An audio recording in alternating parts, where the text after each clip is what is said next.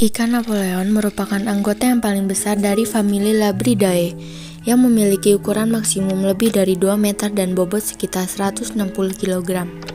Ikan Napoleon merupakan salah satu jenis ikan karang yang sangat unik. Di antaranya mengalami perubahan jenis kelamin setiap usia dewasa.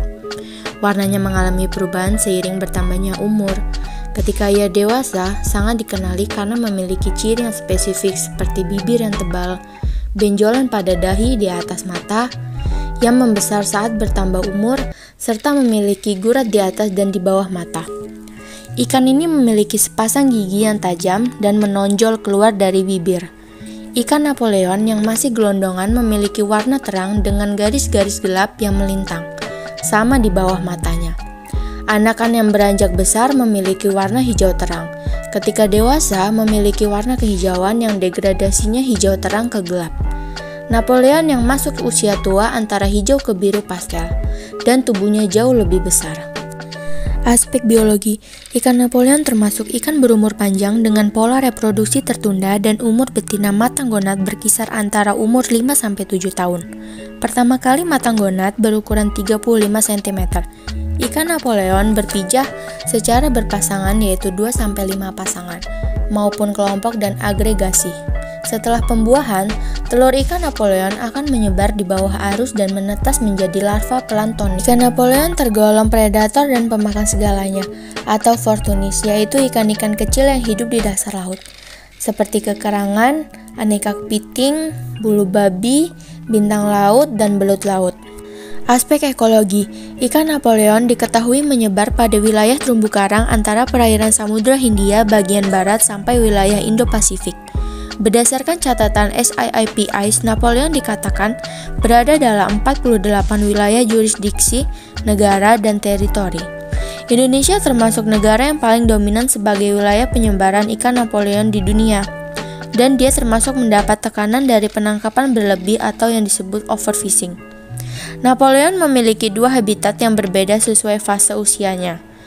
Ikan Napoleon selalu bersosialisasi dengan terumbu karang atau di habitat yang berdekatan dengan terumbu karang seperti padang lamun. Permasalahan yang ada di dalam pengelolaan perikanan ikan Napoleon memiliki kinerja perikanan jenis rawan punah. Adapun teknik pemantauan populasi dengan metode atau teknologi underwater visual census, ikan Napoleon ini sangat penting untuk diekspos dalam mendukung peningkatan monitoring di Indonesia. Indonesia pun memiliki ekosistem terumbu karang yang sehat dan memiliki keanekaragaman hayati yang tinggi. Keanekaragaman hayati mempunyai fungsi yang penting sebagai kepentingan global dan menjadi pusat perhatian bagi pengelolaan di ekosistem laut. Salah satu cara pendekatan untuk mengelola sumber daya hayati perairan adalah molekuler. Dengan adanya metode ini dapat dilakukan seperti identifikasi jenis, mengetahui kekerabatan dan kekeragaman genetik pada organisme. Dalam metode biodiversitas ikan di perairan karang disebut underwater visual census. Metode yang digunakan ini meliputi beberapa hal, yaitu terdapatnya spesies yang mirip, siklus hidup yang tidak dapat dijangkau, ikan besar yang menghindari pengamatan. Berbagai cara dilakukan untuk mengetahui tingkat keanekaragaman hayati perairan.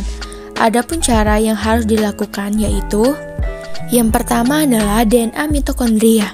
Dalam hal ini, ia memiliki laju mutasi yang tinggi dalam sel eukariotik yang hanya diwariskan dari ibu. Gen mtDNA adalah konservatif dan DNA dapat mengetahui sumber informasi filogenetik dan perbedaan spesies. Dan yang kedua ada DNA barcoding. DNA ini memudahkan identifikasi makhluk hidup secara cepat dan akurat dengan sekuen gen pendek yang telah standarisasi yang mampu membedakan tingkat spesies. Yang ketiga ada DNA metabarcoding. DNA ini mampu membedakan spesies DNA lingkungan yang memiliki evolusi keanekaragaman hayati secara cepat. Dan yang keempat ada sitokrom oksidasi. DNA ini memiliki daerah konservatif, mempunyai database lengkap. Tetapi adapun kekurangannya. Dia butuh asupan yang panjang di atas 500 bp untuk membedakan spesies. serta kualitas genomiknya rendah. Dan yang terakhir ada environmental DNA. Ia adalah material genetik yang terlepas dari spesies ke lingkungan abiotik, seperti tanah, endapan, dan air.